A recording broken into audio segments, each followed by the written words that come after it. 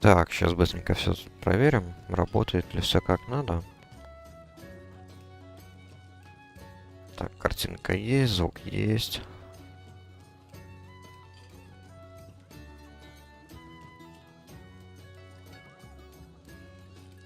Так, ну что, погнали.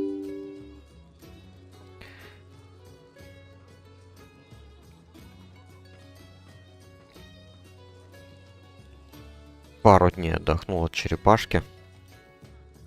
Правда, на выходных в другой Вов играл. Ну ладно. Так, сейчас я перейду к сцене. Так, все. На выходных, короче, попробовал этот Warmane. Я там очень давно не был, настолько давно, что, видимо, сервера просто удалили моих персонажей. Немножечко обидно было, пришлось прокачиваться по новой, но с одной стороны, там есть один позитивный момент. Ну, в каком-то плане позитивный. Это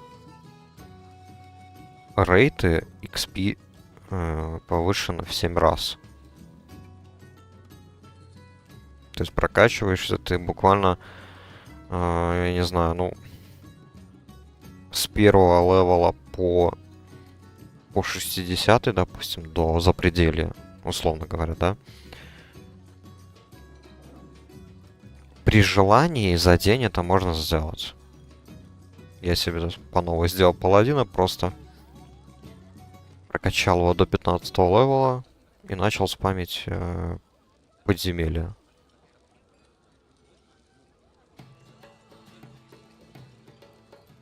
Начал спамить просто поиск подземелий и все.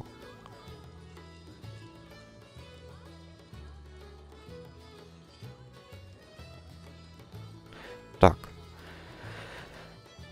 Ладно. Что? Что мы тут сегодня будем делать? Получается, надо 5К уже утро и 5К онлайн. Да.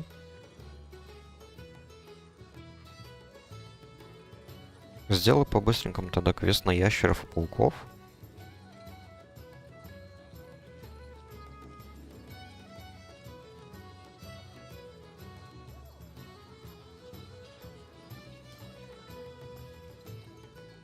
Блин, как же я давно не играл. Оказывается, я уже позабыл все свои макросы. Просто потому что я тут задумывался, пока вот я играл за паладина, я даже прокачивал там чисто нужные способности, по сути, хилки, да и все. Ну, хилки, бафы и так далее. То есть я до какой-то степени даже лужи не прокачивал, ну, потому что первый персонаж, золота нету. А прокачиваешься ты слишком быстро, чтобы успевать зарабатывать хоть какое-то золото на прокачку. И тут я понял, какая же все-таки эта игра на пианино. Когда ты играешь за друида.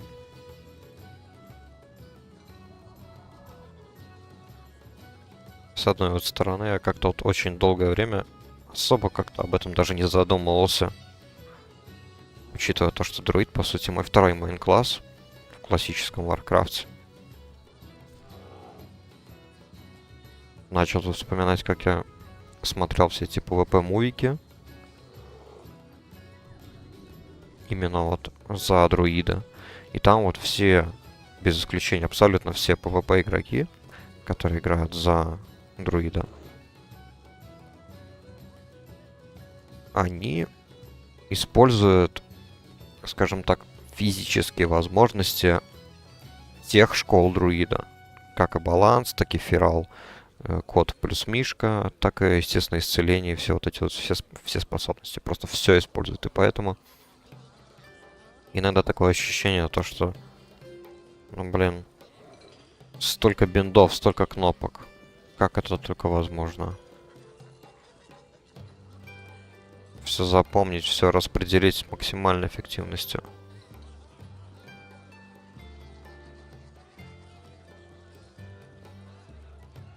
Ну ничего, попробуем.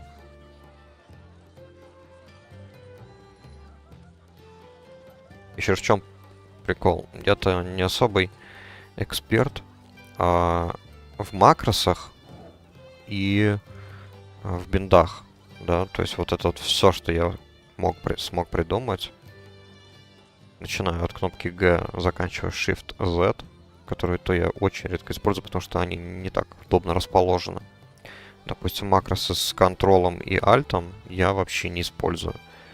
И кнопка Q и E у меня также никак не забинжены, я их также использую, как и в базовых настройках Варкрафта. То бишь, это для меня бег налево и направо, чисто в бок.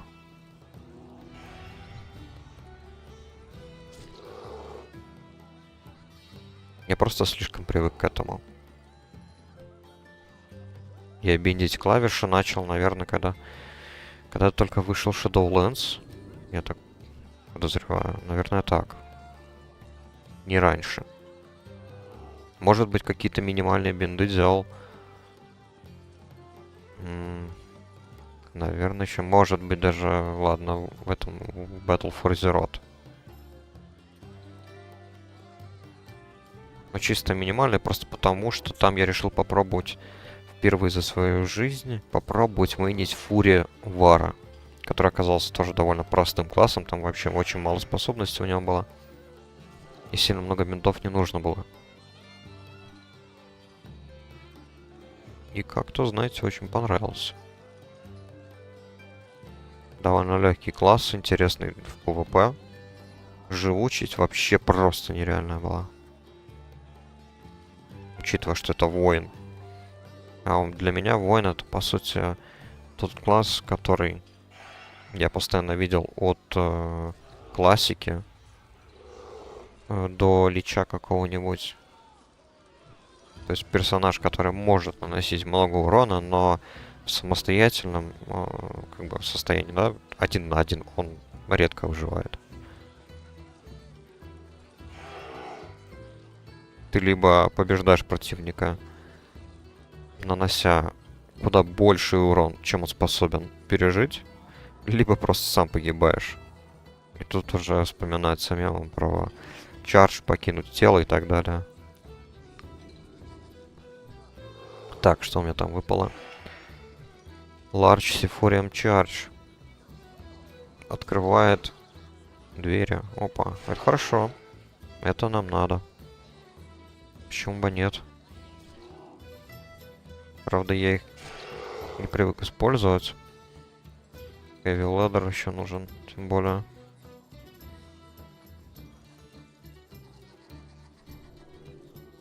Но неизученными лишние рецепты не бывают.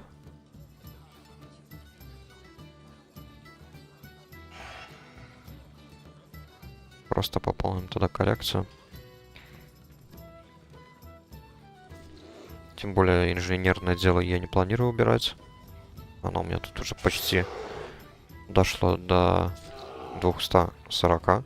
Когда уже можно сделать там последние тринки гномской инженерии.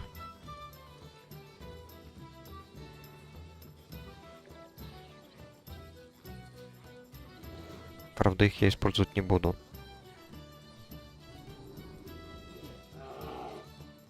Мне было надо вот выбить рецепт из Марадона, который падает с гоблина почему-то. И почему-то в Марадоне, да, тоже кастомный лут. Я об этом тоже сделаю видос вскоре. Может быть, на следующей неделе выпущу, а может быть, через неделю. Потому что еще до Марадона, как бы, ну, еще есть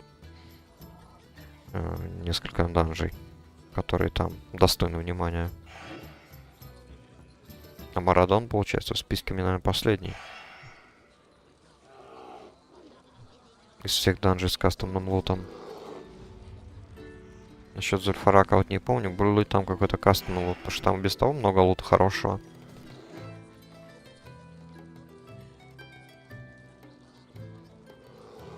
Тут же сразу вспоминаю те деньки, когда приходилось фармить много раз этот дурацкий Зульфарак, и у меня дважды была возможность, дважды, собрать меч двуручный из двух одноручных, которые с очень редким шансом падают.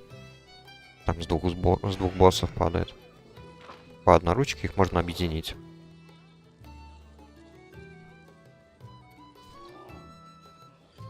Но, к сожалению, не получилось. Первый раз наш танк забрал одноручку.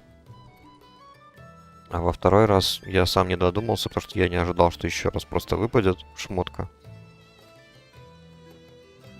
Сам не додумался предупредить и взял уже разбойник. Там уже чисто я был виноват, потому что разбойник был как раз таки нормальным чуваком, в отличие от того танка. Он даже потом приносил извинения. Ну да ладно.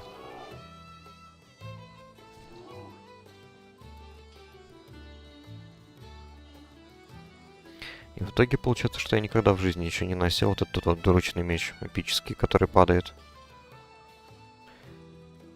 Который, точнее, собирается в Зульфараке.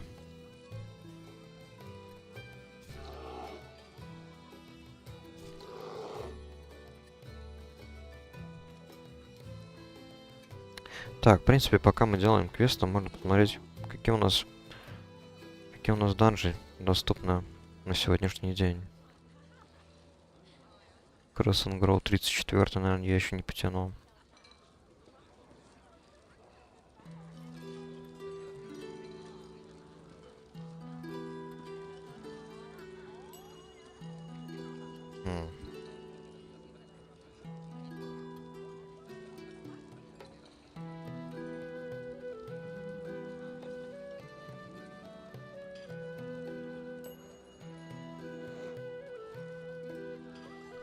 А вот библиотеку.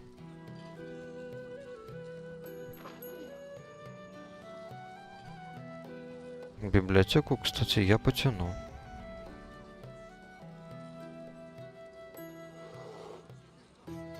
Так, полки есть.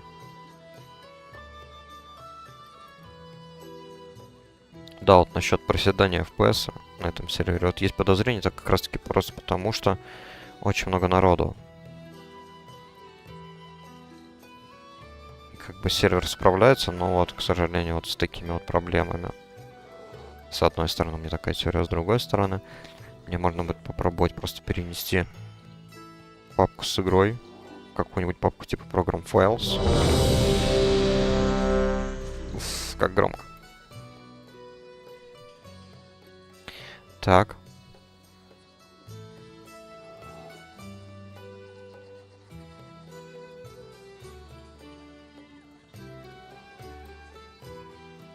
Ну, а чё, еще два? Не присоединяются.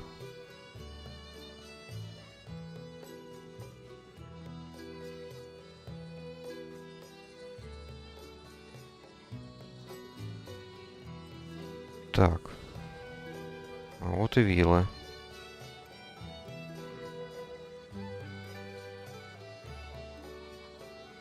Так.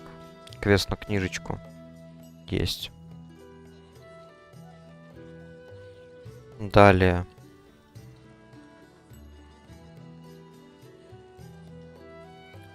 Братишка Антон. Тоже уже квест доступен.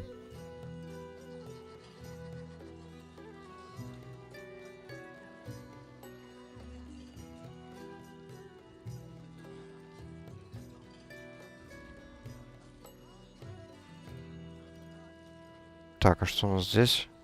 Hints of a new plague. Ладно.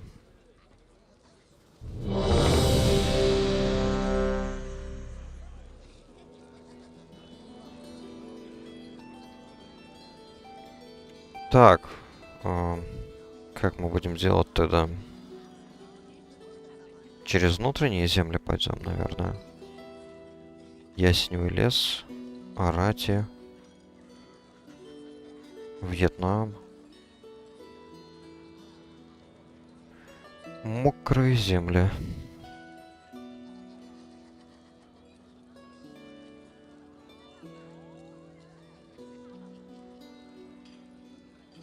Да, можно попробовать, короче, через внутренние земли пройтись. Заодно и точку полета поставить.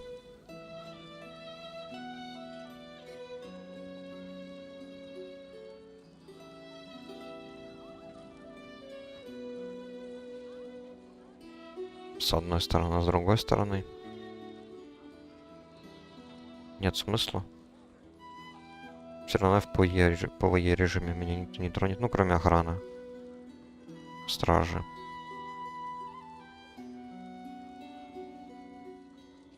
Ладно, пофиг. Все-таки ради точки полета можно рискнуть. Тем более время есть. Так, что у нас получается? 3 друида, маг, разбойник. Столько кожаных ребят. Магу вообще повезло. По сути, он единственный претендент. А хотя, нет, не единственный. Точно, посох же и друиды могут носить. Хил может с радостью себе занидать. Посох последнего босса.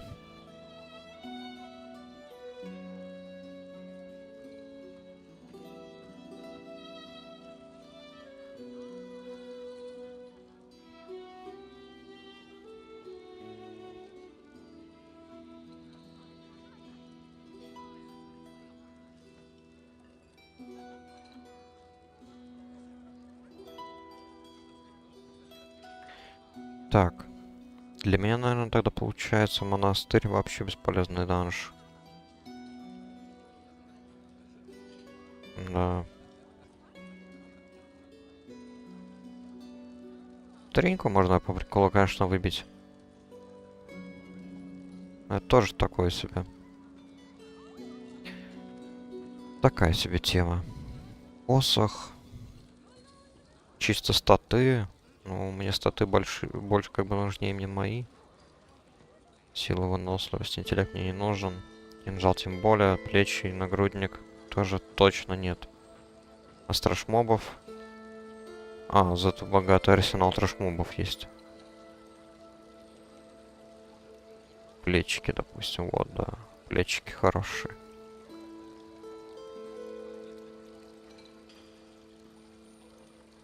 Ну, чисто по трэшмобам, да. Разве что. Что-то и можно взять.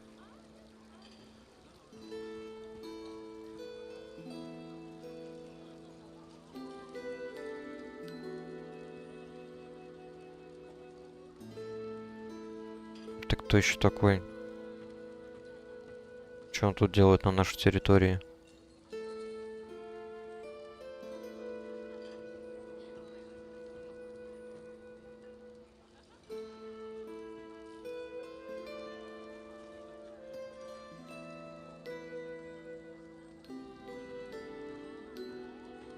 Так, ладно, погнали.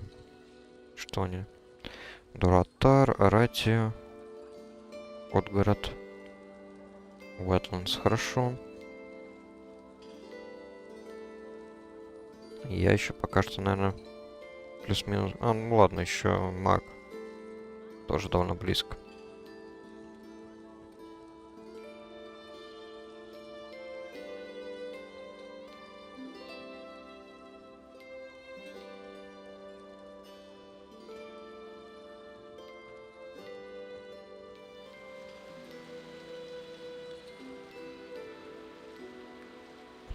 Я тут пока шел, я понял. Я же не по той дороге иду.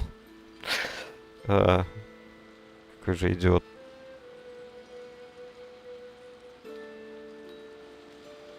Надо было через Альтерак идти. Там еще безопасно, через Альтерак. Ну, плюс-минус, ладно. Плюс-минус безопасно. А тут для игрока 34 уровня посмотрим. Придется, наверное, плыть всю дорогу. Чтобы не идти через гробницу Утора. Потому что там мобы как раз таки 50-го левела. Лишний раз не хочу. Из кладбища бегать туда-сюда.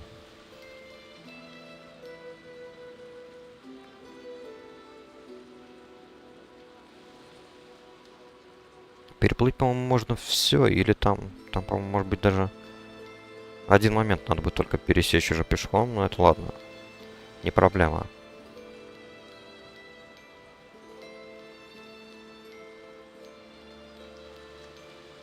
Хардкорщики просто пачками погибают. Да, и как обычно, плюс-минус до 20 уровня.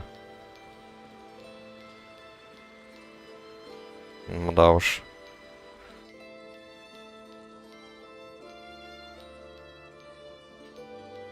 Смотрю, тут один погиб от Ghost Saber. Это один из NPC, о которых я упомянул в одном из своих видосов про кастомные тринки на черепахе. Это вот этот вот Ghost Saber, кстати, вот. С него можно выбить триньку, которая выдает... ну, триньку, в смысле, тоже с этим скотом, Ghost Saber, который призывает на 10 минут. Так, ладно. Отвлекся от мысли. Так, тут будет... Надо будет пересечь. Ладно.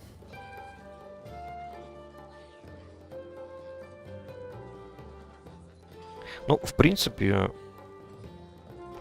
стелс в помощь. Не знаю. Посмотрим.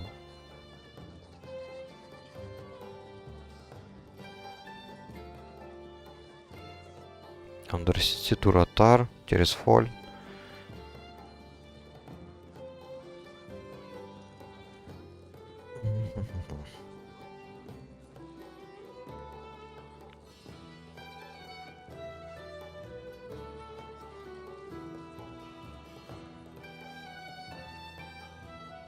Так, что у нас тут? Пока все тихо.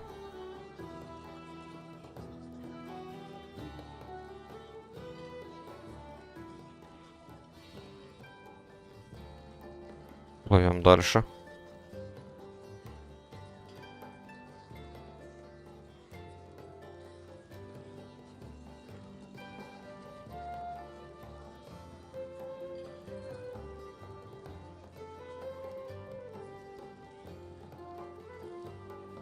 Так, а тут у нас мост. А, можно проплыть. Отлично. Офигенский. Поплыли дальше. Надеюсь, следующий тоже так же можно проплыть и все. Под водой.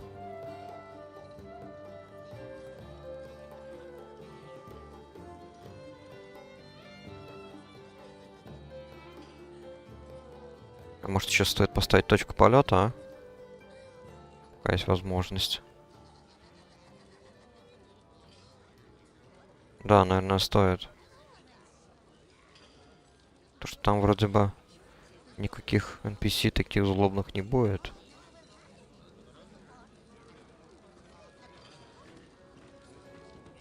Так.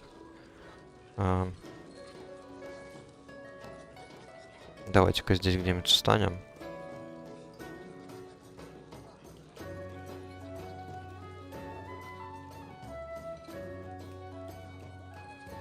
Возможно, там где-то медведи вот есть. Чисто единичные случаи, а так? Тишина. И это мне нравится, кстати, то, что здесь вот такая условно безопасная зона. Хоть и по лору это самая опасная локация в классическом вое.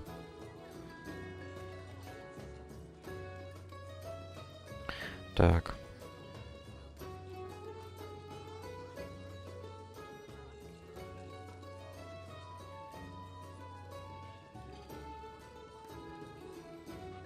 Ну, потихоньку уже приближается народ.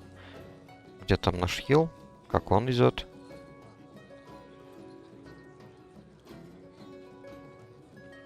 Он хочет поставить точку полета в южнобережье.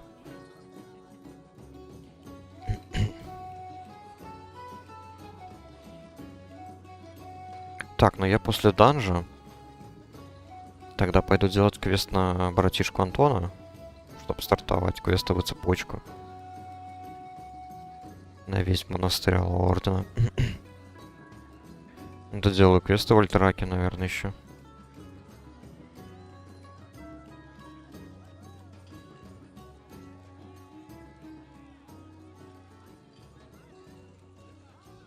Так, как бы тут максимально так безопасно.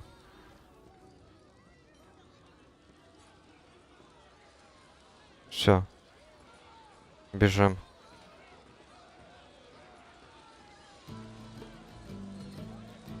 Так, уже меня обнаружили.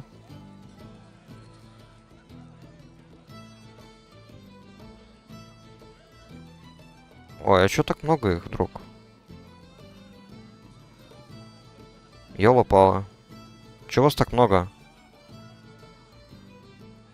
124. Ну, больно. ГГ.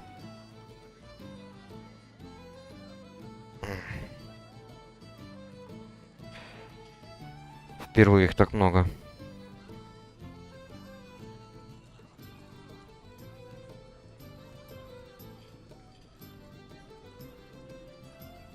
Раньше было всего лишь пару медведей и пауков.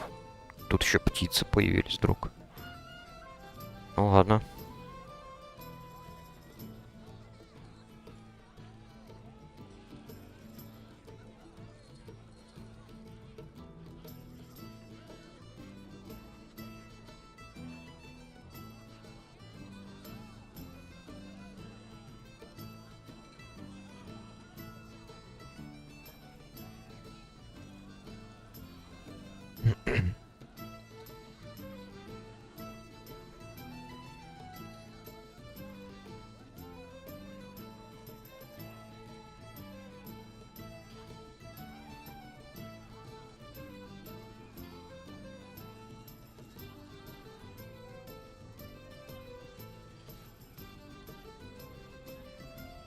Ну ничего, сейчас, наверное, лестнимся подальше от места падения.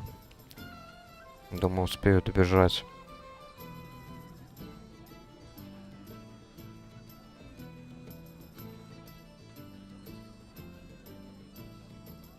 Да, там уже почти все, уже перевалочный пункт, граница локации.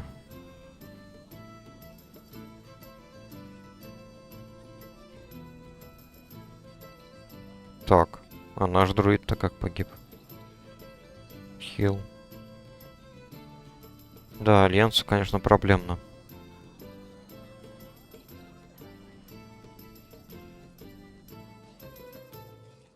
Отвали, не бей меня. Я хочу жить. Пожалуйста. О, отлично. Все. Блин. Ну да, ладно, впервые, в общем, впервые получилось так, что меня все-таки по дороге один раз завалили эти мобы. Но их как-то реально было в этот раз много, очень много. Я даже не помню, чтобы там были эти вороны.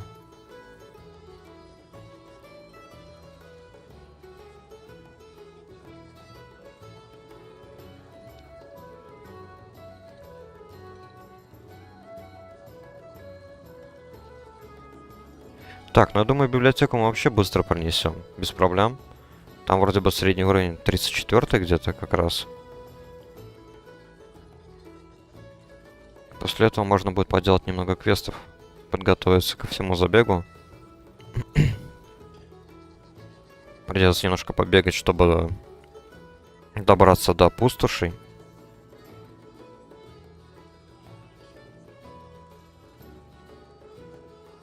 Потому что там надо будет как раз вот делать ту часть квеста, которая является преквестом для монастыря Алого Ордена. Там 20 или 30 этих скелетов надо будет завалить.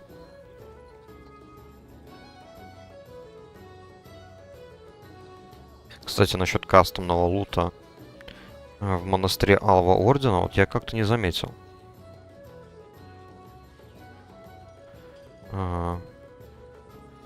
Library. Armory. Да, вот честно, как-то вот не припоминаю.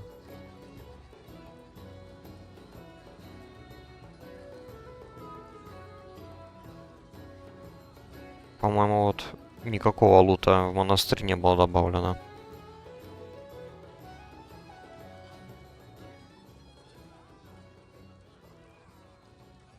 ульдаман, кстати, можно проверить ради интереса.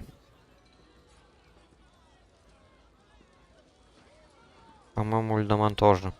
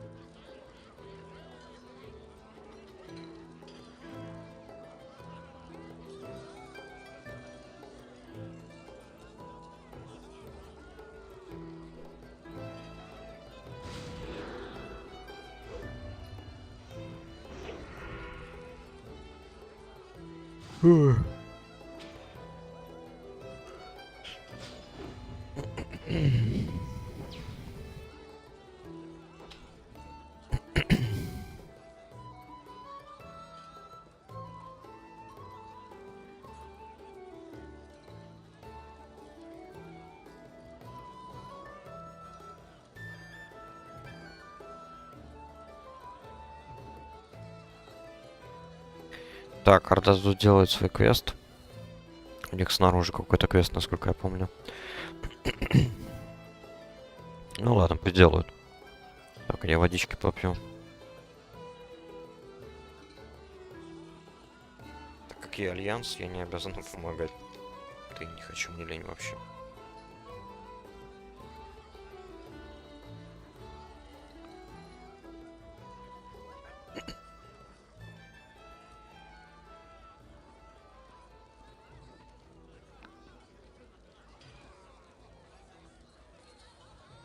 Так, друид тоже через палаги пошел, да?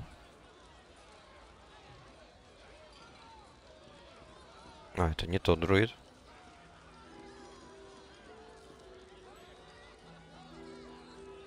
Угу. Ему еще предстоит познать этот ужас.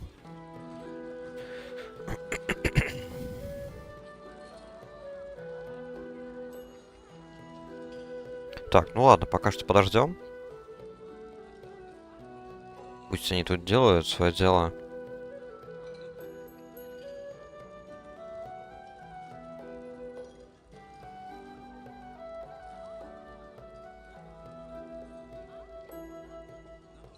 Зашел на главную страницу Ютуба, смотрю тут видос про Duskhaven.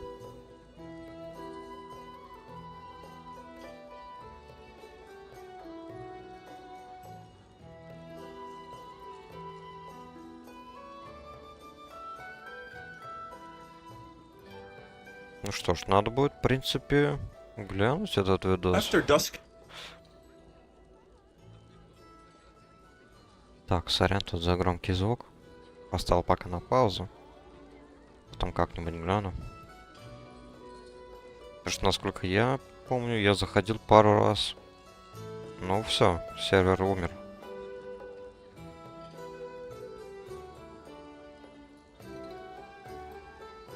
Там онлайн вообще никакущий. От слова совсем причем.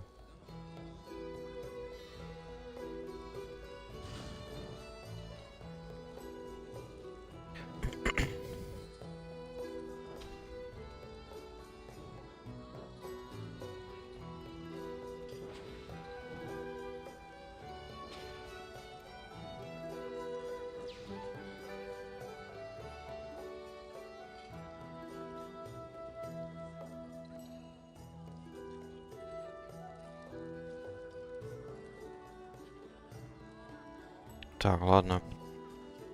Что у них тут?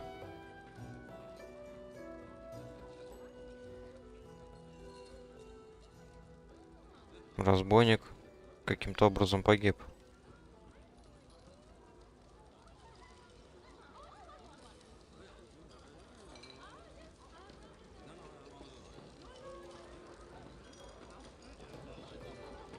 Бывает.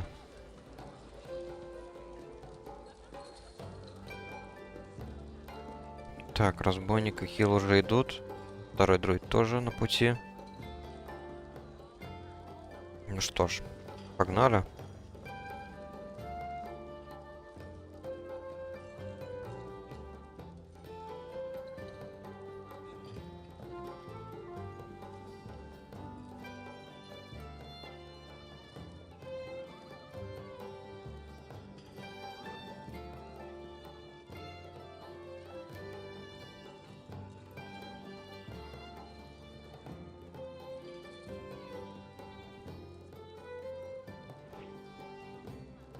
Неплохо так они меня в мишки пробивают.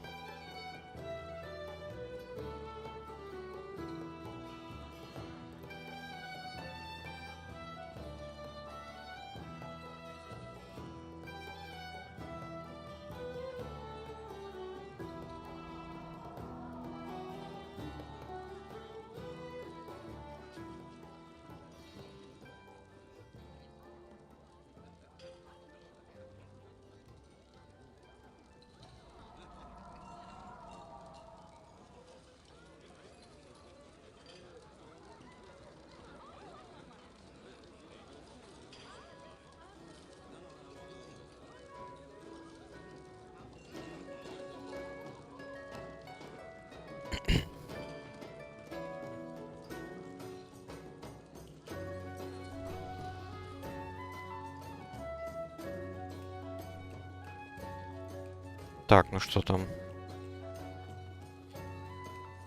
Почти пришли, да?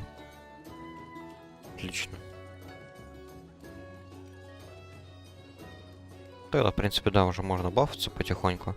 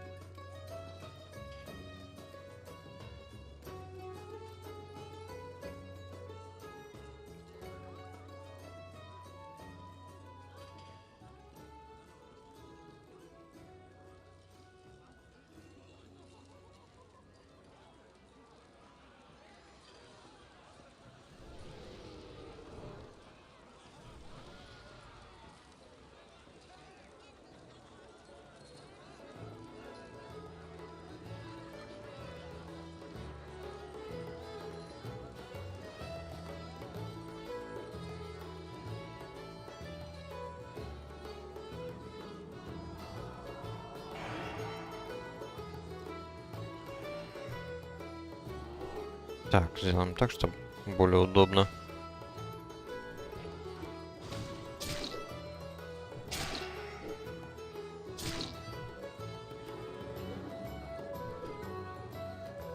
Так, ладно.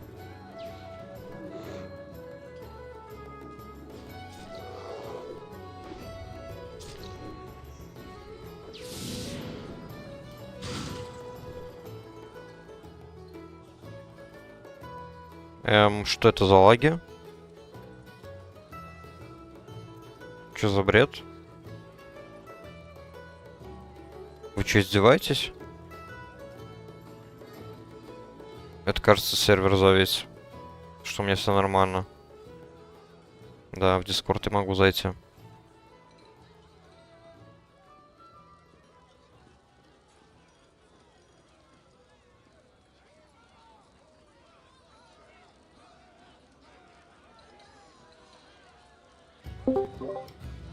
Алло. Алло, меня слышно? Роберт Полсон на связи. Ща я тарелку помою. Да, интернет мне нормально, только что даже в Discord зашел, нормально все. Disconnect. Сейчас мы зайдем.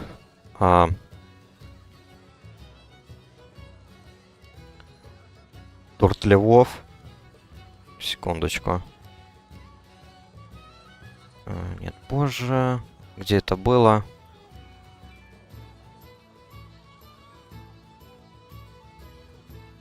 General, по-моему.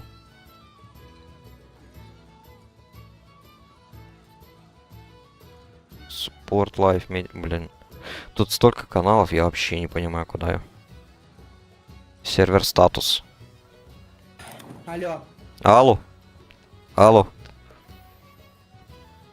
что хотел, Старк? Здорово, как дела? Нормально. Во что играешь сейчас? Сейчас. Да, что у тебя в тренде? ФК в Вове качаю. А, все еще Вов? Жив? Да. Я Стронгхолды купил там. Сейчас во вторую часть играл. Сюжетку прошел. Stronghold? Нихуя. Это какой, обычный Stronghold 2 или Crusader? Я несколько купил, они там копейки стоят. А, Купил 2, 3, Crusader Extreme HD, Stronghold Crusader HD и Stronghold Legend. ну у меня, по-моему, похожая пачка. Ну, наверное, не все. И как тебе вторая часть? Это моя, кстати, первая, наверное, такая, которая всю прошел. Stronghold 2. Я прошел сюжетку. По-моему, офигенская игра. Поиграл. С ботами вообще что-то ультра легко. Там у них же есть какая-то сложность, можно ее подкрутить еще? По-моему, там фишка в том, смотря какого ты бота выбираешь против себя. Потому что, допустим, если вот брать за пример Stronghold 2 именно, да, вот там есть условный Лорд Эдвин. Вот он прям вообще, он никакущий, он набирает в армию к себе только лучников и копейщиков. В основном, по-моему. Не, я просто рандомно тыкнул на... Ну, типа рандомно... на врагов пытался. И всё. Но вот там, смотря против какого лорда воевать. Вот, да, повторяю, вот Лорд Эдвин, он прям, по-моему, самый изейший. Если ты возьмешь, кто там, наверное, самый сложный, это Барклай будет. Я думаю, вот он, да, он типа строит офигенские большие замки и набирает прям очень разнообразную армию. Но это, естественно, и карту надо брать. Набрал я, короче, там в катке типа 1 на 8. Нет, там, короче, 8 игроков, 1 к 7 я играл. И набрал 50 рыцарей. У меня типа на стенках дохуя арбалетчиков было, что 200. Въебал еще 8 трибушетов, расхуярил ему замок и просто райт-кликом убил его. Типа. Так с каждым челом делал. Блин, ну ты да, тут против рыцарей не попрешь. Они просто что-то стреляют там со стен, которые целые еще стенки. Просто райт-кликом так вкликивал, чтобы они дальше шли. Там, если не ошибаюсь, где-то 3 рыцаря разбирают лордов уже в схватке, если вот троих рыцарей сразу направить. Блять, меня убили, сука. Я просто на черепахе тут играю, блин. Дисконнектнуло меня.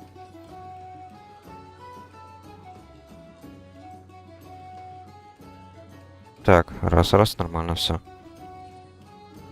А я, короче, я обычно любил проходить... Я любил проходить мирную кампанию, где ты начинаешь просто с деревянного говна какого-то, и ты просто занимаешься фермерством.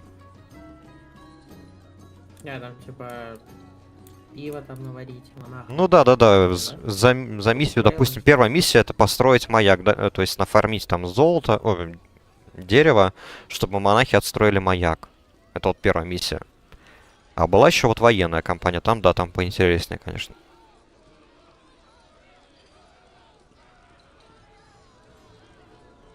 Короче, с ботами ультра легко. Так это, Go Online как-нибудь попробуем по сетке с тобой. Там же не надо дальнейшего. Типа. Не-не-не-не-не, официально, там тем более они переделаны в стимовские версии. И поэтому можно спокойно поиграть. Я тем более, я вообще далеко не про. Я люблю по фану. Можно попробовать какой-нибудь Crusader или во вторую часть. Тоже. Это вот вторая часть моя самая любимая, потом Crusader уже. Пиздец, Кстати, я один... А когда можно коров через катапульту хуярить? Вот во второй у меня почему-то с катапульт можно, с трибушетов нельзя. В чем прикол? Только с катапульт можно? Только с катапульт можно, да. А вот в Крусейдере с трибушетов хуярить. Разве? Да. Вот этого, кстати, я не помню. Но я в Crusader очень давно не играл. Мне просто понравилась именно вторая часть тем, что там очень большое разнообразие зданий. И то есть, чтобы реально вот круто жить... А хули меня не хилит, блядь? Там, чтобы хорошо жить, тебе нужно строить все вот эти вот крысоловы, говночистые, вот вся вот эта вот хрень.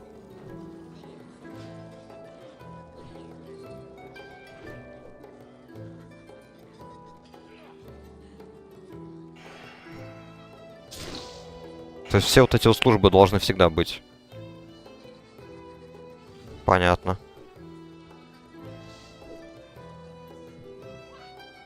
Найс меня хилит, конечно.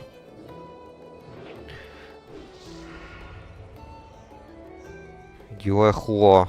Отличный хил. Благодарю. КС какой-то, нет? Да, да, да, в этом-то и фишка. Тут же это, на черепахе на днях пробили онлайн, ну, 10К. И есть теория, то, что слишком много китайцев набежало. Типа, ну, уже много гильдий появилось. Несколько тысяч китайцев, наверное. Учитывая, что у них Warcraft полностью закрыт. И вот из-за Не, этого. они могут на американских серверах играть, на своих серверах нет. Ну да-да-да, у них именно китайские отключена. И вот походу сюда перебрались. Теперь вот две классические приватки, такие довольно популярные, это вот Turtle Wolf и Everlook. Там тоже где-то 7К играть, но там прям вообще, там сообщество очень сильно развито в сторону Китая. Там прям каналы даже отдельные созданы. А вот здесь подумывают просто открыть новый отдельный мир, и он будет чисто вот для китайцев сделан. Куда? Клетку. Типа в Китае открыть сервер. Даже просто перевести именно даже весь кастомный контент на китайский язык. То есть администраторов подобрать, там, ГМов. Это, по крайней мере, я такой вот видос смотрел. Хз. Что на самом деле планируется. Ну еще я в сквад играю. Я как-то в DS заходил, подумал зайти к вам на канал, но я... Блядь. Сейчас, секунду. Кликаюсь тут быстро.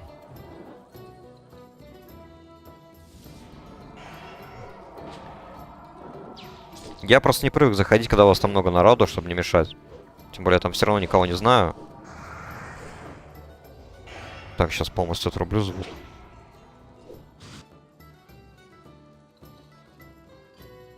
Вот так вот. И что это? Это вроде какая-то типа арма, я не знаю. Да, это... Ты в арму играл? Ну я просто представляю, имею представление, что это за В игра. армии, короче, ты там на серваках один раз живешь, тут...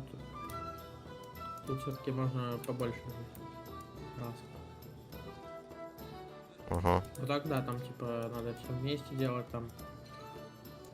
А предел в командах есть пуль какой? все убивать. Ну, сервера там 100 человек, 50 на 50 играют. А.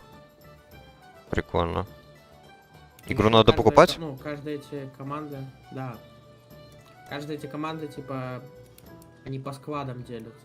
У сквада есть там главный, а есть еще главный, короче, назовем всеми главными. ЦМД.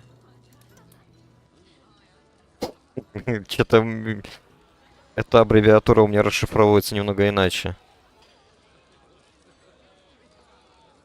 Ну, чем-то напоминает, кстати, построение, ну, как в этом, как вот я играю в Холдфасте. Просто я привык играть за офицера и командовать всеми.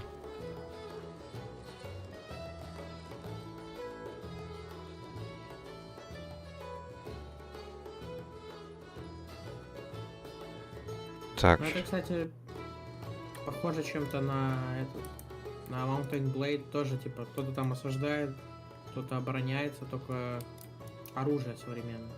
Там танки, блядь, вертолеты, самолетов, правда, ну, чтобы ты им типа управлять мог, такого нет. ну, в общем, тут Там гибрид туда- прям многих игр, я так понимаю. Чем-то даже напоминает это Rising Storm Вьетнам, в который я играл, потому что там тоже есть некоторые различные роли. Блин, звучит прикольно, сколько игра стоит. Может быть, попробовать. Я не знаю, я покупал на фанпэй учал. Он мне типа аккаунт сразу привязал на турецкую учетку, и там 7 евро стоило все. Чуть типа сама по себе дорогая. Она же в Стиме покупается, да? В Европе, да. В Европе дорогая, да. Сейчас, может быть, пока распродажа летняя будет скидка.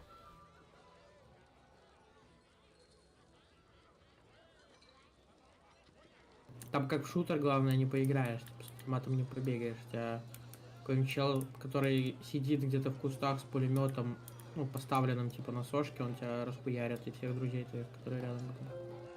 Потому что, типа, ты стреляешь с автомата, там отдача ебейшая. 3 патрона, там один выстреливаешь, все, сносит. Если с пулемета не с сошек стрелять, там вообще пиздец. Просто в небо пули улетают. Прикольно. Арта еще есть, минометы. Вы можете, если чел нормально против вас играет, вы типа просто с точки не выходите. Сидите в домах, потому что из минометов типа обстреливают точку. Уходишь, умираешь. Сидишь внутри. Экран трясется, блядь, все бабахает.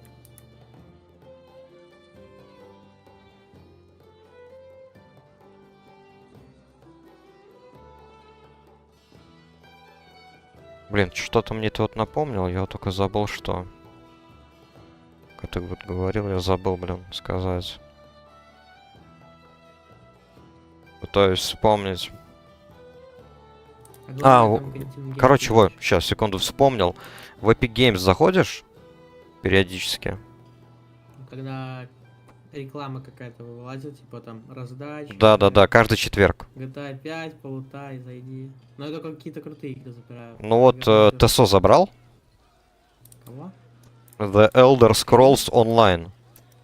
А, Бесплатно. Онлайн? Да-да-да. нет, даже не думал, да. Так она вроде и так бесплатная, нет? Но в нее можно играть без подписки. Но ты можешь еще Ну, там покупать всё надо всякие дополнительно. дополнения, да. Да-да-да, за деньги DLC, которые там просто больше контента дают. И вот там дают чисто базовую версию бесплатно. За Elder Scrolls Online именно. Так что советую забрать. Типа базовая версия, если платная, по-моему, 20 евро стоит. Вроде бы игра неплохая, у меня знакомый в нее играет. Я его все время пытался вот Warcraft говорить, а он типа постоянно морозится. И только говорит про это вот. Про ТСО. Вот и думаю, может быть попробовать.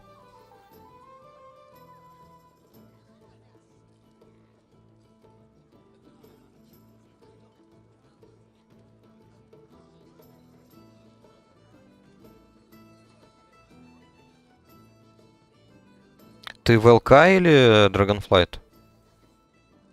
Сейчас ВК опять играю. Там какой сейчас контент, какой патч? Что там последнее вышло? Сейчас эти рыцари. А, ИК? Серебряный турнир, да. А, а что еще впереди остается? Ну, Цитадель и этот? Драконы. Да-да-да. И Получается драконы. уже все почти. Я подумал, может быть, на месяцок прикупить. Потом подумал, блин, пока я прокачаюсь, все уже будут супер одетые. Звучит Сейчас вроде бы году еще. можно игру оплачивать. В Америке вообще жетон стоит 4000 голды с половиной. А, блин. На месяц. И как это повлияло на экономику в Варкрафте теперь? Не должно никак случаем А, чё, повлиять. Это вообще нормально? не знаю.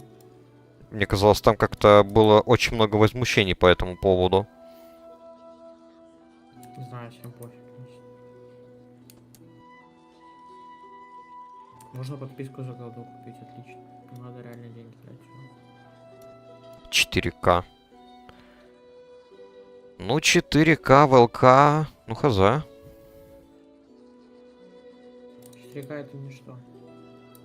Ну, для кого как.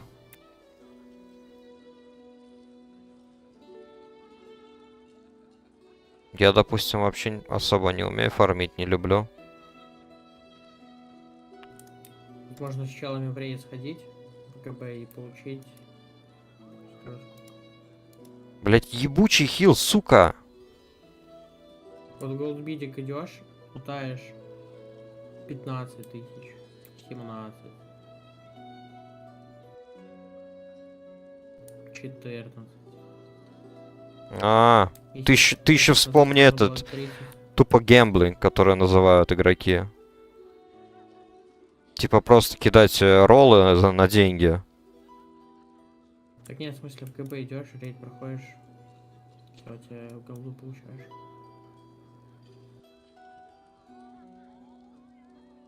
Эх, не тот это уже Warcraft, который я помню.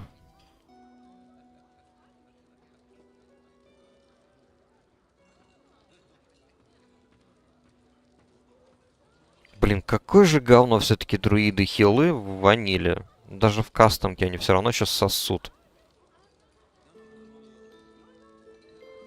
Или у нас хил такой дерьмовый? Сейчас вот, короче, проходим библиотеку Алого Ордена. Что-то вообще не тянет. Шмот вроде бы плюс-минус нормально. Ну хотя. Фул зеленка.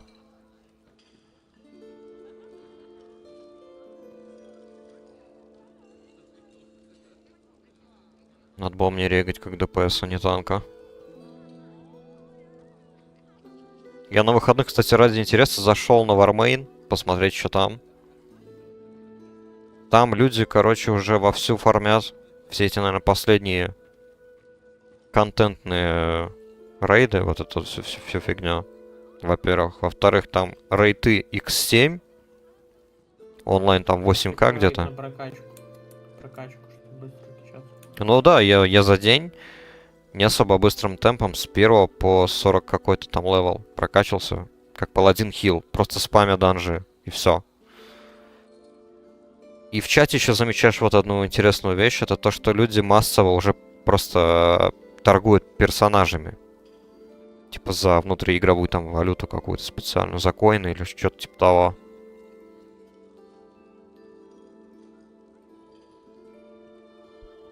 Что-то какая-то, не знаю, унылая ситуация по мне.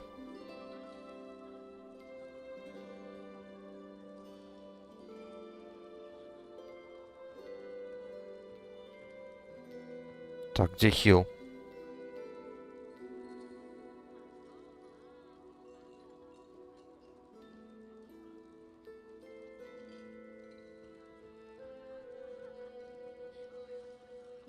Я, короче, гляну как-нибудь ту игру. Ты мне в месседже напиши название. Я посмотрю. Можем попробовать потом как-нибудь сыграть и в Stronghold тоже, если захочешь. Да, можно.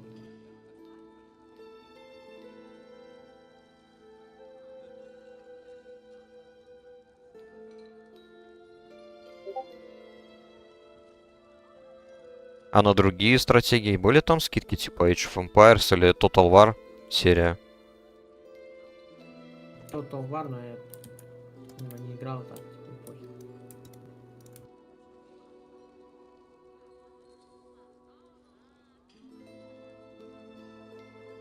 Хил меня хилит. Чине. Сучара. Блять, я так Сильно знаю. занят. Я на сервер как раз зашел, могу тебе стрим рубить. Ну я как бы данж прохожу, я танчу. Жми свайп. У тебя 2 монитора? Да, конечно. У меня же ноут. Сейчас бы мне еще отдельный монитор для этого, для ноута покупать.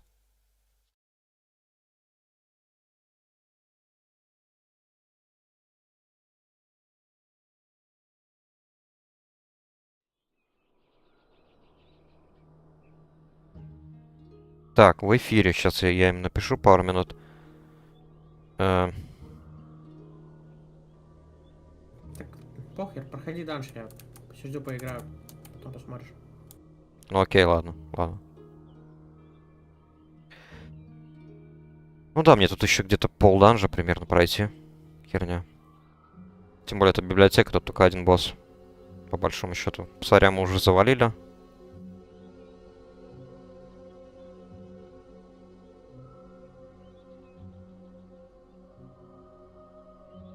Здесь, правда, бесючие механики. Тут именно вот у всех этих NPC все обилки просто есть. Все, которые вот были с ванила. Кто-то дамажит, кто-то хилит, кто-то там мана бернит. и так далее. Вот это вот очень сильно угнетает.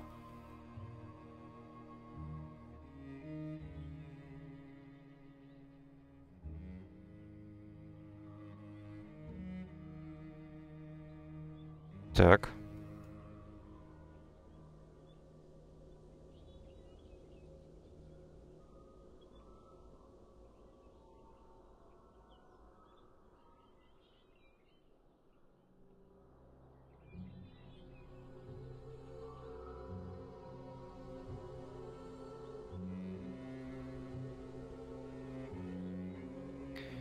Микс Industries к нам поступает.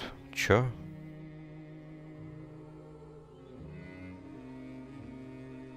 Микс Industries, это, по-моему, хоккеист? О чем ты вообще? Да, мне подруга написала, она в ДУ работает. В приемной комиссии, я так понимаю. Типа имя, фамилия, Микс Industries знакомый. Это, по-моему, один из хоккеистов Динамо Рига. Походу, к нам в ДУ поступил. Да есть же. Не знаю, мне как-то похуй.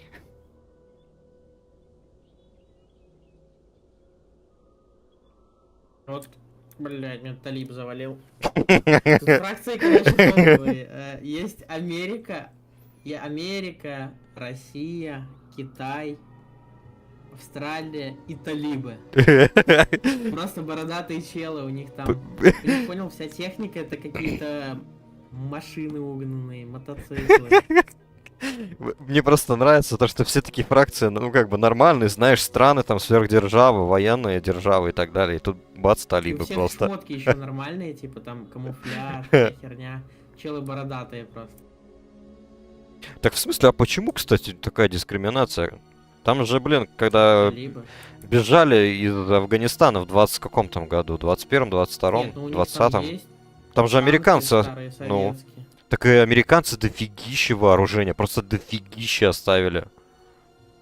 На много миллионов, миллиардов, я не знаю, сколько они там этой техники оставили. Ну, у них есть там всякое оружие разное. У них типа солянка там, калаши старые, там эмки у кого-то. Но они выглядят как бомжи. Ну, прикольно, прикольно. И типа у всех есть, типа у фракции такая фишка небольшая. У этих челов они могут две базы ставить сразу, с которых резаться могут. Типа стадом атакуют. Ты вот говорил 50 на 50 и отстраиваться еще, да, надо? Получается. Или что-то типа того? Короче, есть такие штуки, которые главные челы ставят, это фобы. Вокруг она дает небольшой радиус, где вы можете строить. Вы можете там построить хаб, и там, типа, на нем резаться можно. У вас вся игра ограничена тикетами, типа, очками возрождения. Я тебе говорю, это как в этом. Да я еще просто Battle Royale какой-нибудь... Blade, вот мы играли, знаешь, там же есть челы, которые строители могли строить, там Да, насыпи всякие. Да, Вот да. тут тоже можно всякие насыпи строить, небольшие бункеры, пулеметы ставить, там, минометы. Только тут надо на это стройку еще подвозить, потому что и стройка, и патроны не заканчиваются. И надо, чтобы кто-то из игроков привозил вам эту всю херню с главной базы. Ну вот, кстати, вот в Holdfast такая же похожая фигня. Там тоже есть строители. Они могут и пушки построить, кстати. Стационарные там, чисто такие, которые не передвигаются. Всякие коробки с патронами, со снарядами Ну, короче, и все такое. разница в играх, по сути, просто то, что там... Временной отрезок, я так понял, просто Да, по да, большому да. счету, да, вот. А еще вспомнила очень старую игру, одна из первых вообще игр на ПК, в которые я в своей жизни попробовал, нам в подарок дали за покупку компа. Называется Savage Battle for New Earth, как-то так там, типа, извиняюсь за свой английский. Сколько частей вышло, вот, кстати, не так давно вышла третья часть. Но она быстро сдохла, по-моему. Там, типа, гибрид онлайн-РПГ или что-то типа того, да. И гибрид, блин, чего? РТС-ки, наверное, скорее всего. То есть ты можешь переключаться, либо ты управляешь отдельным персонажем, либо ты сверху видишь все и строишь здание. И вот на карте, правда, естественно, не 50 на 50, ну, не знаю, может, каких-нибудь 15 на 15, потому что там персонажи — это фэнтези-вселенная. Типа люди против каких-то там пришельцев. У меня сейчас этот Талиб ебучий с базуки стрельнул. А у него он слишком близко был и снаряд не взвел. Вот дурак. Бля, у меня еще моменты всякие посохранены. С этим, с Nvidia, не помню как там, Shadow Play. Просто у тебя есть такая херня? Ты По-моему... нажимаешь кнопку и сохраняешь на Да-да-да, последние в 5 любой, минут. по-моему, можно, да. Да, это топ. Но я не использую. Я кучу моментов из этой игры насейвил. Я просто OBS-ку включаю и все. Все, что нужно. Но это надо типа заранее врубать. Ты сидишь, просто играешь, момент произошел, ты кнопку нажал.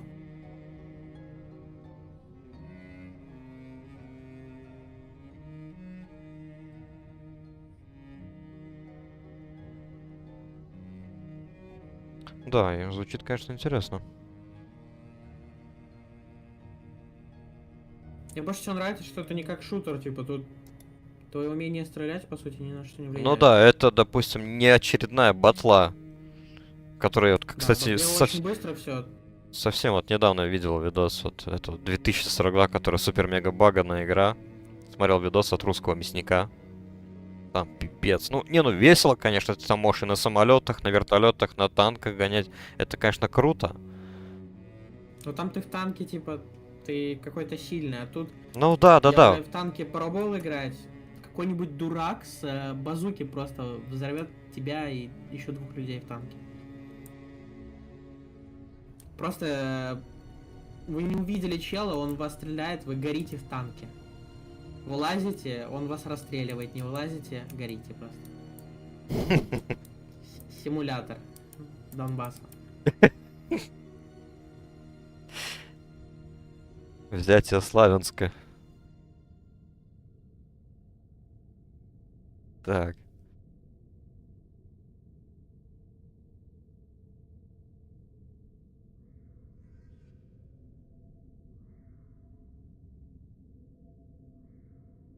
Так, где мой хил?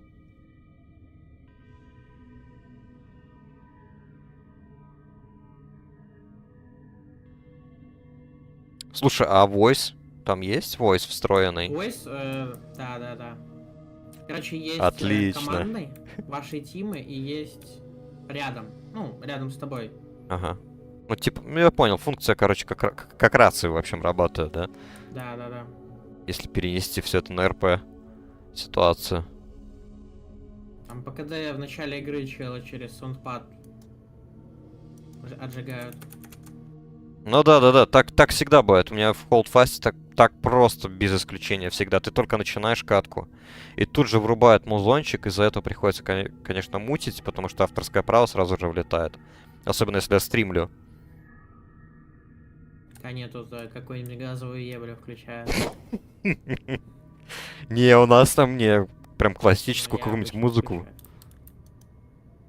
Разве что, ну, бывает, когда русские всякие приходят, они там, я не знаю, чики-брики какие-нибудь, типа, песни, не знаю, какие там есть. Гопнические.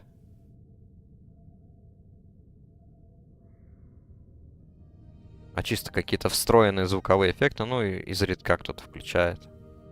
Тут мы с знакомыми играли, они что-то дрочат снайпера, я буду за снайпера.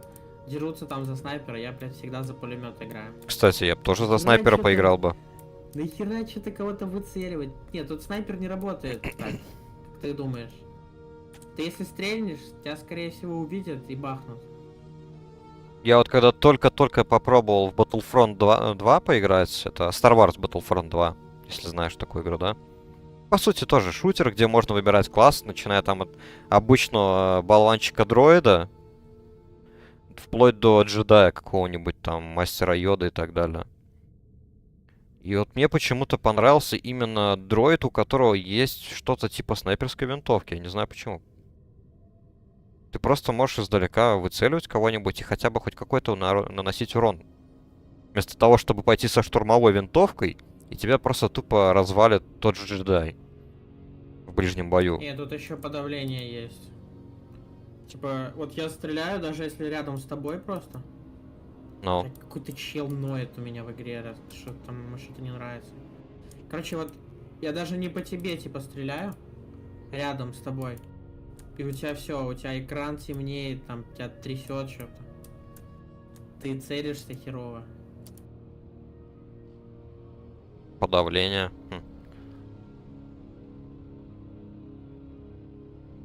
Дурацкий вопрос, а там окопы есть? Да. Вот это круто, это мне нравится, потому что я когда вот играл, вот в Верден, вот почему-то вот когда ты сидишь в окопах со своими братьями по оружию, отстреливаешься, вот это прям в атмосферу так тебя переносит. Ну там, правда, Первая мировая, но очень круто, хоть и игра вообще почти мертвая, но очень понравился. Там тоже я, правда, за офицера играл, мог вызывать газовую атаку или бомбежку из этих вот, из арты обычно. Прикольно. Сейчас, кстати, новая часть у них какая-то вышла. Тоже постоянно тиражируют со скидкой 50%. В Стиме называется Исонзо. Про итальянский фронт. Я вот все думаю, покупать или нет. Просто она там по скидке тоже не особо дешевая. То ли 15 евро, то ли 20, я уже забыл.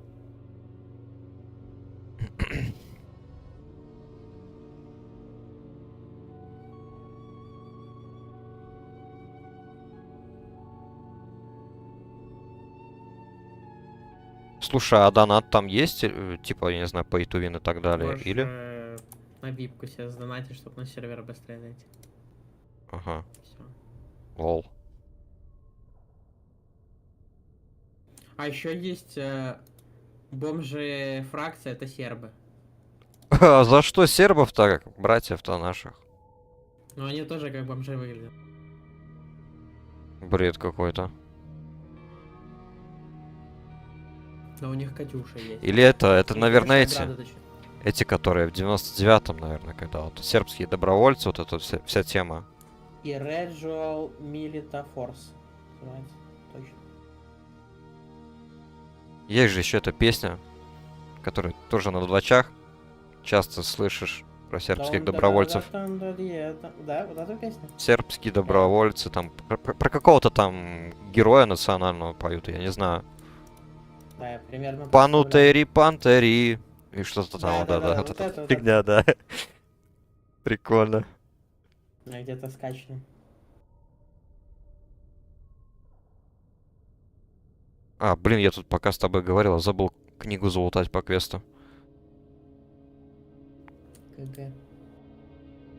А тут в этом вот, в классическом Вове же есть один квест в библиотеке Малого Ордена.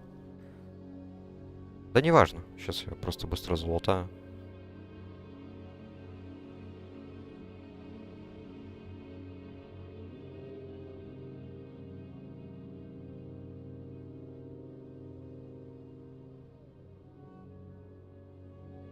Так, она у нас где-то здесь в коридоре была, вот она.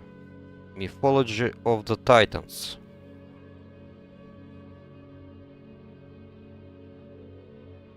Так, хорошо, отлично. Мне как раз на 34-м левеле все еще нет никакой шеи. А по-моему, этот квест как раз-таки даст шею. Да. Плюс 6 стамина и 6 духа. Хорошо. Ты же не на хардкоре играешь, правильно? А у меня есть отдельный персонаж хардкорный. Хант. Я решил сильно себя не заморачивать с этой темой. Поэтому взял Ханта. Потому что это легко. Пока что он у меня на 36-м, по-моему, левеле, и я взял перерыв. Надоело, скучно.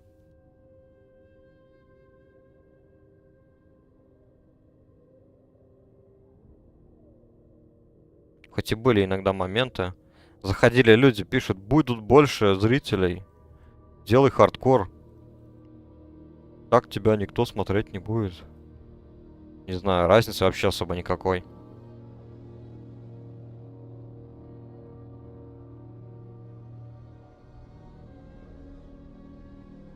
Обычно люди заходят, если у них есть какие-то вопросы или просто интересна какая-то конкретная тематика посмотреть. Хардкор их вообще не волнует.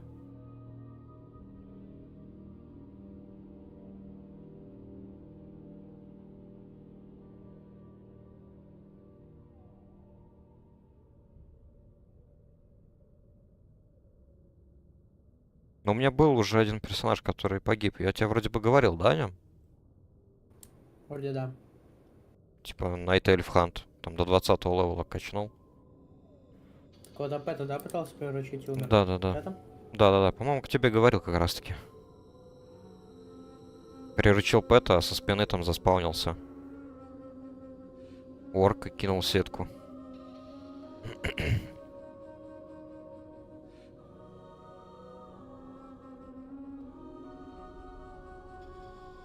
Но за того, за второго ханта, который я сейчас вот играю, ну, играл, я уже неделю не играл за него.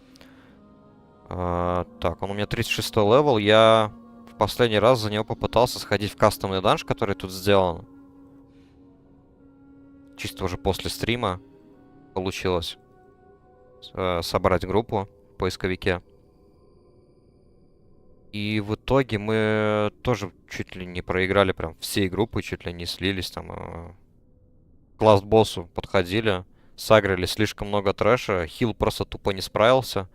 Танка шотнуло, и все тут же начали просто как крысы с тонущего корабля разбегаться, ливать из группы, разбегаться. Повезло, что у меня уже было, как у Хантая, притвориться мертвым с 30-го левела. По сути, только эта фишка меня и спасла. Если бы не притвориться мертвым, я бы, наверное, тоже расстался с Хантом.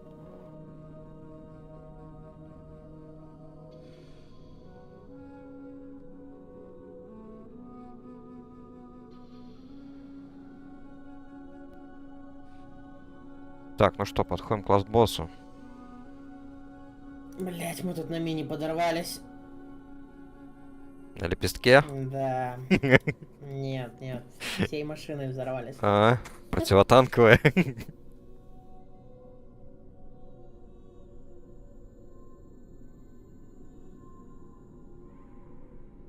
Так, а в принципе, сейчас я тогда закончу данж, я зайду в Steam, посмотрю, сколько она стоит. Денежка-то у меня есть. Могу попробовать купить, и даже, может быть, даже сейчас попробовать. Да посмотри вначале, может тебе не понравится. Ну, я просто хочу что-нибудь поменять. Мне иногда надоедает тупо в Warcraft играть. Хочется какого-то разнообразия. Я постоянно забираю вот эти вот бесплатные раздачи, а играть все так и не хочется. Даже если годнота раздается в каком-нибудь эпике.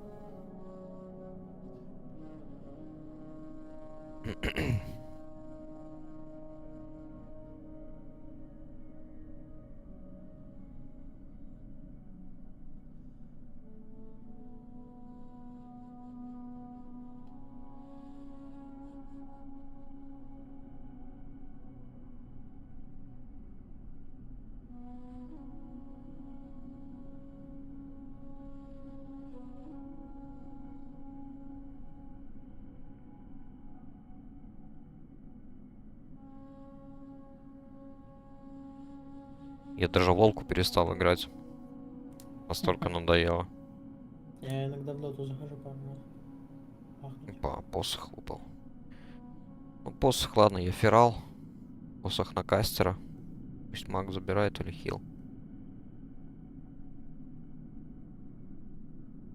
Ой, да ну эту доту. Нет, это топ. Сложно. Не. Тем более я иногда вижу нарезки. На стриме Манурина смотрю. Нарезки с этим, с головачом. Блин, это Головач, он дебил. это просто дурка какая-то, я не знаю. Но Не, головач, это ж клоун. Это клоун. ну не знаю, в целом-то норм чувак вроде. Он Да просто... почему клоун? Ну он, блин, но он на стриме наверняка, я уверен, что то, что он на стриме именно так клоуничает с этими фразами типа долби, долби и все вот это вот. Он просто еще играет. По сути, хуёво. Он шутит то, что у него там рейтинг крутой, это у него нет.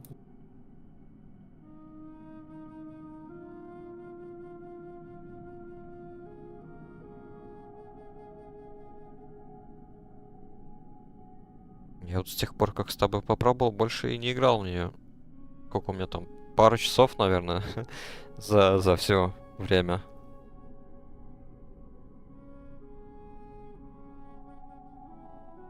А так, да. Там еще где-то в 2012 я тогда еще, наверное, я тогда только в гимназию поступил. Познакомился со своими одноклассниками, которые тоже были вот во всей этой теме. По-моему, я с ними тогда в дотку поиграл. Хотя они сначала меня Волку звали, они меня познакомили с этой игрой, с Лигой Легенд. Мы еще, кстати, с Айвером, получается, позавчера играли в сквад.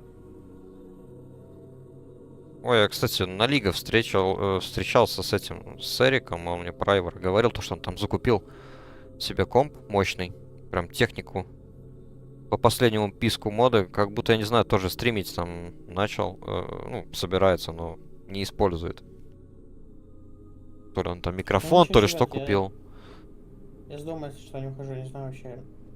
Никого вообще не видел. Но мы про тебя так и подумали, кстати, когда вот я встретил сначала своего одноклассника Артура, потом вот на Эрика наткнулись, поболтали с ним. Естественно, я про тебя спросил, он то же самое сказал, то, что ты, походу, не вылезаешь.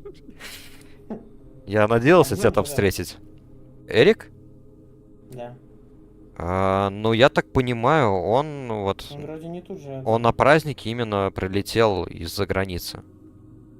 Мне кажется, Мгм. работает где-то за границей, там, то ли с электрикой связано, то ли что. А в какой стране, я не помню, по-моему, в Голландии. Понял. Что-то типа того.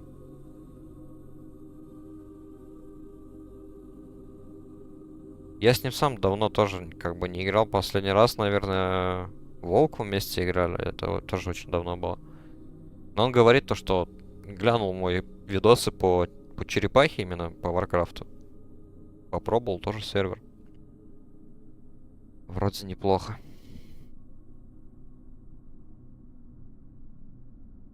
Так, ладно, пока тут летим. Where is my Steam?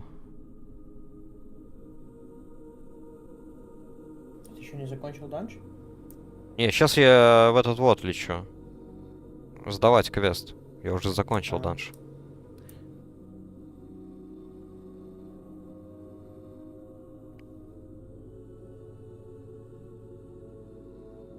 Просто в целом у меня еще были кое-какие планы, там какие-то квесты поделать. Ну ладно, посмотрим.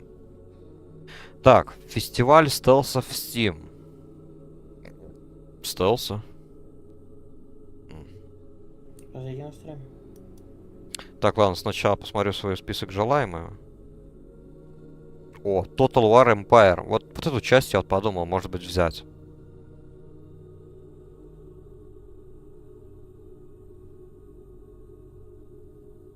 Именно Empire. Так, о. Conan Exiles все так же еще и не взял. Все остальное. Блин, да, вот хочется и Сонза взять, но, блин, 20 евро как-то немножечко жаль тратить на это все.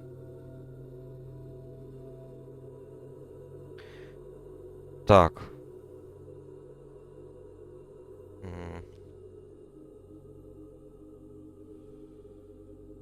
Чекал, кстати, ту игру, которую я тебе скидывал? Тарисланд. Тарисленд. Китайский ответ. Вову. Ай, я у кого-то на стриме видел. Еще. Как он играл. Не знаю, хуйня какая-то. Ну, в принципе, с Вовом вообще же ничего не сравнится. Даже не надо сравнивать. Не, ну это да, это да. Мне кажется, убийцы Вова не существует. Только сам Вов Сам может себя Вов. убить. Я вот сегодня об этом задумался, когда Сам себя чистил зубы. захуярил. По сути, он с этой задачей сам и справился. Да не знаю, нормальная игра. Просто челы уже слишком дохуя некоторые хотят. О, блин, 45 евро? Эта игра стоит? Сквад. 45 евро! Да, походу. Я тебе говорю, я с турецкого аккаунта покупал 7 евро стоил. Ни хрена себе. Блин, ну отдельные аккаунты заводить ради этого. Потестить могу дать аккаунт потестить. Знакомый один. Я Айверу давал с него тоже поиграть.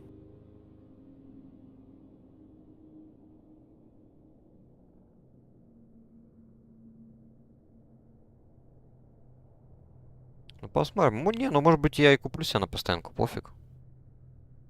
Нет, 45 дорого. Не знаю, зайди на фонпей, там тебе чел привяжет турецкую карточку там. И все. Многопользовательский шутер от первого лица, достоверно воспроизводящий современный общевойсковой бой с участием до 100 человек благодаря масштабным картам фортификации. Так, а по техническим данным я хотя бы потяну эту игру или нет? Не знаю. Beyond the Wire.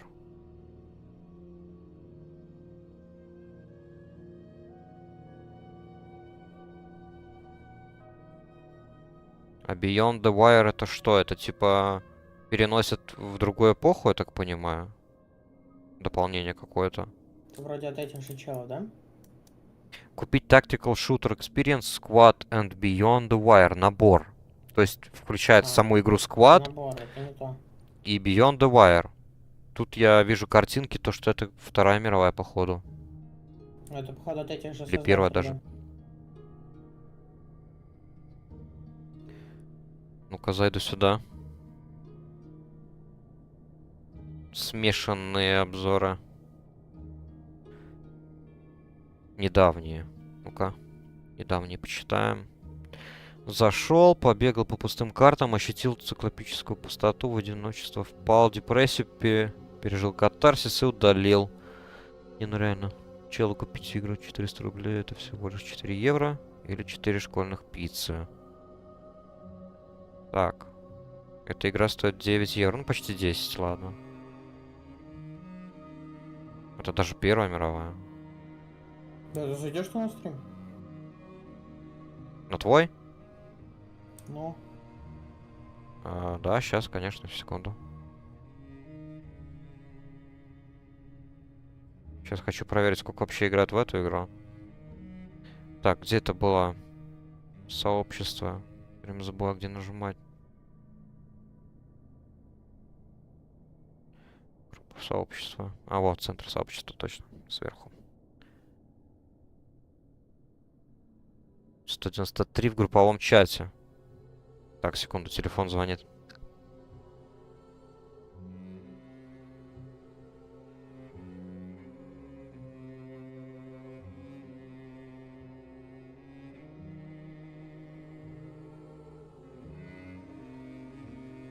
тебе батя тут народа повалил. Просто тучу.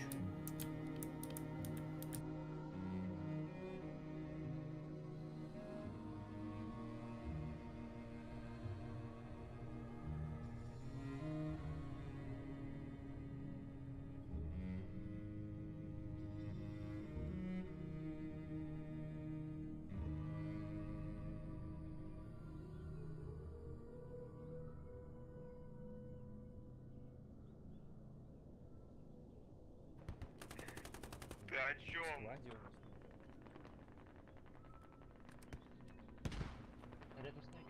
Тогда давай тихо. Продолжайте носить с отдыхом. Я че снайпер. В минус. Какой-то чел клоун играет, он ноет. Пойти на захват. Уже качан, понимаешь, мне уже чтобы тут вот труп поднес. Вот у тебя хаб рядом, куда и все. За это время... Снайпер, ебани, бегал, поднимал вышки. Медик, снайперки поливай. Медик, снайпер, ко мне, ко мне, ко мне. У меня захват уже.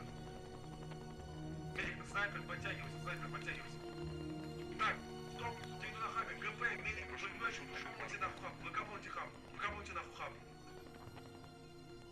Выкапывайте хаб, быстрее, наш хаб выкапывайте. Отходить, выкапывайте хаб. Тихо. Винси, медик, отходите. Тихо. Я жив. Винси, отойди, выкопай хаб, выкапывай нахуй. Бля, что он доколебался, вот что он пиздит без остановки. Сейчас выкопай, тут просто с вышки ебашь. Но вышка жить не дает, блядь. ГП ко мне, ко мне. Так, все, я тут... Иду, захват делать, захват парня. Вот и все, блядь. Пригожин Женя?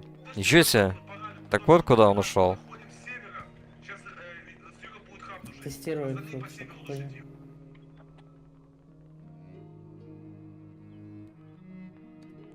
Пора на мост размещаться, но у меня патроны, блядь, сейчас побегу, это патроны сделал себе.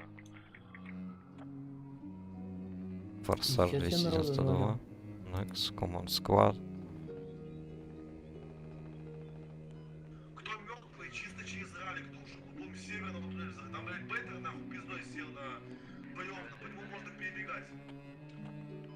Ты где, блядь, я не можешь, Женя, назад повернись. А это ты? Нихуя ты красавчик. Давай ложи патроны. Печенек, блядь, заряжен. Так, сейчас, секунду, я тут закончу с квестами быстро. Сколько у Боря? У меня. Мгм. На мне. Ага. Багатский. Пригожин отменил запад. У снайпера тупо. Понял.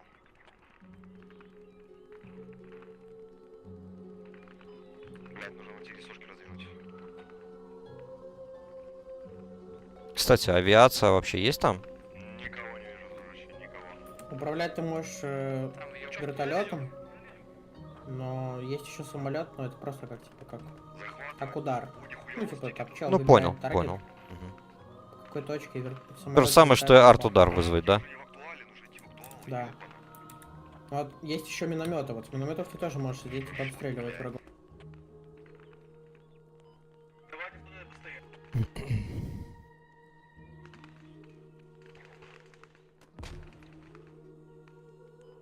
Ща по горам доползу, блядь. По мне снайпер работает люто. Слухай, я тебе как-то предлагал Hold Fast купить, поиграть. Ты так не купил? Не хочешь попробовать? Не, не пробовал. Не гранат. А, жаль.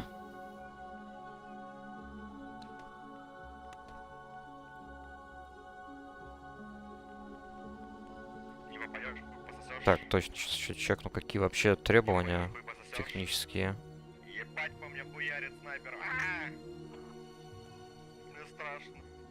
О, нет. Так, Блять. Пиздец, страшилка.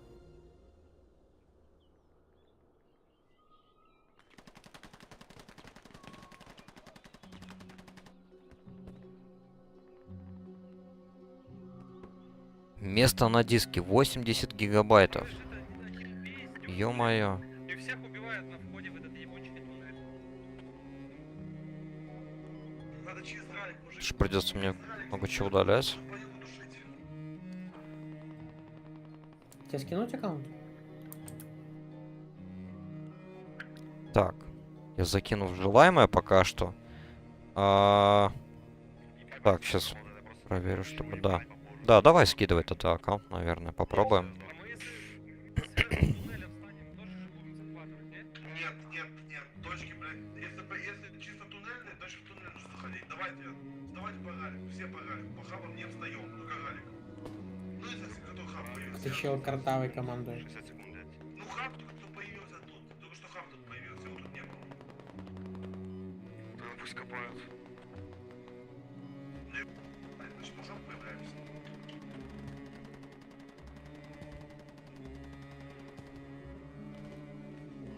А я Пригожин, Женя. Прокиньте дымы,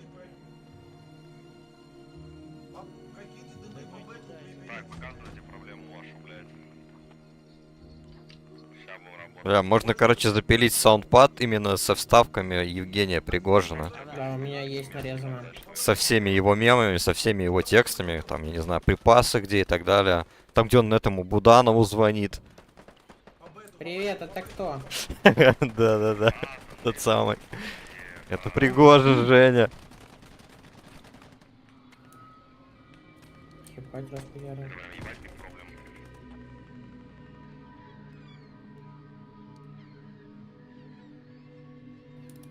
Привет, это кто? Привет, это кто? Это Пригожин, Жень. Это Сережа. Ну, чё, как у тебя дела? А чё Крым-то не берете? Еще чела с Дискорда, типа, попросил по приколу. Дурачка, типа. Чтобы он хуйню эту повторил. Если мы все рофлим. Постоянно. Блин, мне надо будет, короче, 100% купить саундпад, тоже всякой фигни нарезать туда, попробовать. Храма как южного, северного. Там сейчас возле тоннеля. Тут два входа в туннель. Повыше, блядь, будет здесь, хуй знает. Ёп. Знаешь, у меня даже справка есть. Ну сильный, скажу так, господи. Я в душе. Ты не знаешь, где юг? Я не знаю, я тупой, блядь. Северном хуярит. Это, блядь, сейчас снайпера. Найти бы. Да, скажи, челик нахуй зашел, убивает всего. Я ж тебе говорю, гора, блядь. Гора, ты тут везде был, гора. Ну, блядь. Ну, блядь, вот, я не знаю. Как это еще можно объяснить? Блядь, так же у тебя есть файлы Тима, у тебя есть файлы Тима, метка не... Я не знаю, где что ты проблема врубаешься. Ты ж примерно, ты ж где-то спал находится. Все, так тыкнул бы там, где-то пидор, все, блядь. Тут после бога везде. Так, ладно. Будет тут лазить, Тогда всё. Вов я сейчас буду отключать. Он где-то в траве, сучара. Притаился, блядь.